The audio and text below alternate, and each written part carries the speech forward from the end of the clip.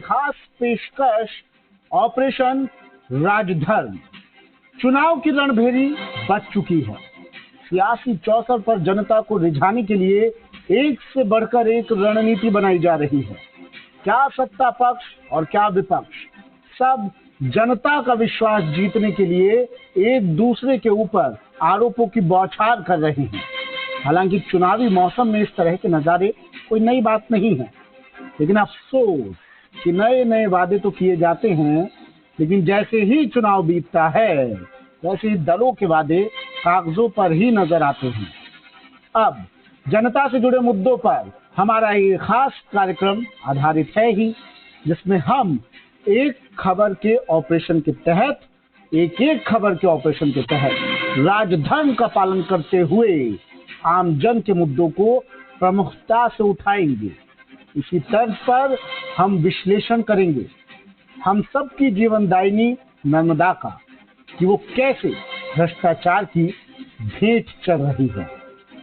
तो इसको ऐसे समझिए, भ्रष्टाचार की एक ज्वलंत गवाह जीवनदायिनी नर्मदा कैसे बन गई, इसी को हम विस्तार से समझते हैं। आज हमारी स्क्रीन पर ये विजुअल्स जो आपको दिखाई दे रहे हैं, इन्हीं के माध्यम से समझिए कि राजस्थान के जिला सांचौर में कैसे कैसे अधिकारी नर्मदा नदी परियोजना में जमकर भ्रष्टाचार का खेल खेल रहे हैं। दरअसल अधिकारियों की मेहरबानी से टेंडर की मनमर्जी से भुगतान किए जा रहे हैं।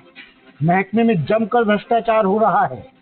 सफाई, रखरखाव और मरम्मत के नाम पर फर्जी टेंडर जारी कर अधिकारियों की मिलीभगत से ठेकेदार को बिना काम किए हुए ही फर्जी भुगतान भी इसी महकमे में हो रहे हैं। जमकर बंदरबाट चल रही है। ये तस्वीरें देखिए। सबसे पहले इसको समझते हैं कि आखिर अधिकारी और ठेकेदार कैसे मिल बांट कर भ्रष्टाचार की कहानी की पूरी पटकथा लिख रहे हैं। सबसे पहले वो तस्वीर आपको दिखाते हैं जिसमें सूखी नर्मदा खुद अपने साथ हुई नाइंसाफी की कहानी को चिल्ला चिल्ला कर बयां कर रही है। दरअसल जनता को ठगने का काम करने का जो स्टाइल है, उसका अंदाजा सुनकर आप भी हैरान हो जाएंगे। उसका अंदाजा लगाकर आप भी चौकस हो जाएंगे। सबसे पहले इस कड़ी में अधिकारी पुराने काम को नया बताकर ठेकेदार से बिल पेश किया।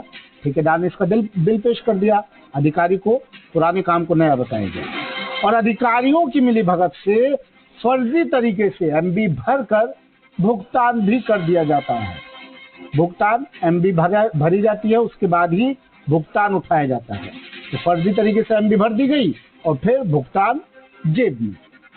और इस काले कारनामे का काला चिट्ठा तब खुला जब एक आरटीआई दाखिल कर जवाब मांगा गया। लेकिन अफसोस, मामला उजागर होने के बावजूद नर्मदा विभाग के उच्च अधिकारी हाथ पर हाथ धरे बैठे हैं। फर्जी भुगतान का मामला सामने आने के बाद 6 अक्टूबर को चितलवाना एसडीएम को जांच के लिए मौके पर भेजा गया, लेकिन शाम तक मामले की जांच ठंडी पड़ गई। इसके बाद जिला कलेक्टर ने जांच कमेटी गठित की, लेकिन उसकी जांच भी अभी तक शुरू नहीं हो पाई है। नर्मदा नहर परियोजना के अधिकारी और कर्मचारी ठेकेदारों के साथ मिलकर नर्मदा नहर का सिस्टम सुचारू रूप से चालू करने के नाम पर करोड़ों रुपए का घोटाला कर रहे हैं, क्योंकि करोड़ों रुपए खर्च हो जाने के बावजूद भी पूरा सिस्टम फेल है। सिस्टम चालू करने, मरम्मत और साफ सफाई के नाम पर पिछले 15 सालों से किसान परेशान हैं। उन्हें सिस्टम से पानी नहीं मिल पा रहा है। नर्मदा का सिस्टम सुचारू नहीं होने से किसानों तक पानी नहीं पहुंच पाता है। समय पर पानी नहीं मिल पाने के कारण टेल पर बैठे किसान सिंचाई से वंचित रहते हैं।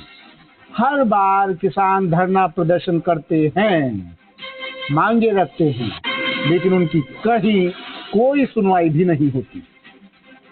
सांचौर की नर्मदा नहर परियोजना से जुड़े महकमे में पग पग पर, कदम कदम पर भ्रष्टाचार व्याप्त है, क्योंकि विभाग के अधिकारियों की मेहरबानी है। वर्क ऑर्डर जारी करो, टेंडर लगाओ और मिल बांट कर सब खाओ। ये सिस्टम यहाँ चल रहा है। और नर्मदा से जुड़े लोगों का दर्द हम इसलिए समझ पा रहे हैं कि पुराने काम को एमबी बुक में नया काम बताकर फर्जी तरीके से भुगतान उठाया जा रहा है। वो अधिकारियों की मिलीभगत के बिना संभव हो नहीं सकता। सभी नहरों और माइनरों की सफाई कर 15 अक्टूबर तक किसानों को सिंचाई के लिए पानी देना था, लेकिन विभाग उसमें भी नील बटा सन्नाटा। 15 अक्टूबर के बजाय 20 अक्टूबर तक क्लोजर को भी बढ़ा दिया गया। अब तारीखें बढ़ती रहती हैं अधिकारियों के मन मुताबिक। जिस तरह का काहिल कामचोर अधिकारी होगा उसी तरह से तारीखें आगे बढ़ती चली जाएंगी। तो तारीख यहाँ भी बढ़ाई गई, 15 अक्टूबर से 20 अक्टूबर बढ़ाई गई और फिर 1 नवंबर से पानी देने की बात अब सामने आ रही है। विभिन्न मांगों को लेकर किसान संघ के लोग भी धरना दे रहे हैं। अब इसको ऐसे देखिए आप कि नर्मदा मुख्य कैनाल में से सिल्ट सफाई का टेंडर जारी किया गया, जिसमें सिलू हेड से जीरो हेड तक टेंडर में 3 फीट तक की सिल्ट मिट्टी दर्शाई गई, जिसका 4 करोड़ का टेंडर जारी किया गया।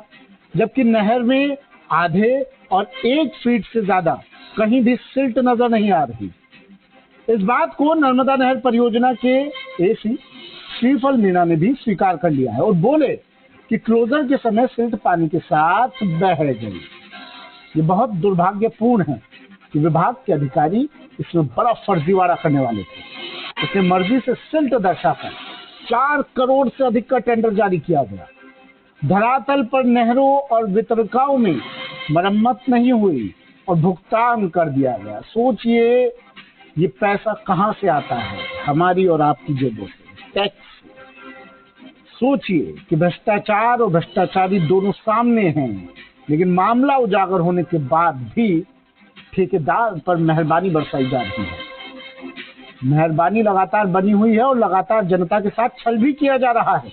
अब देखने वाली बात यह होगी, क्या नर्मदा विभाग के उच्च अधिकारी सांचौर के जिला कलेक्टर इस मामले में निष्पक्ष जांच कर नर्मदा नहर परियोजना में भ्रष्टाचार का जो खुला खेल, या यूं कहें भ्रष्टाचार का जो काला खेल चल रहा है, उस पर नकेल लगाकर, उस पर अंकुश कर अधिकारियों और ठेकेदार के खिलाफ कोई कार्रवाई कर पाते भी हैं या नहीं। चलिए, एक खबर को आपने तफसील से देखा, पढ़ा, समझा, किस कदर दीमक लगी हुई है हमारे विभागों में, वो आपको समझाने की हमने कोशिश की एक खबर के जरिए। अब दूसरी खबर का रुख करते हैं। बात बीजेपी सांसद किरोड़ी लाल मीणा के दावे की। दावे का सच अब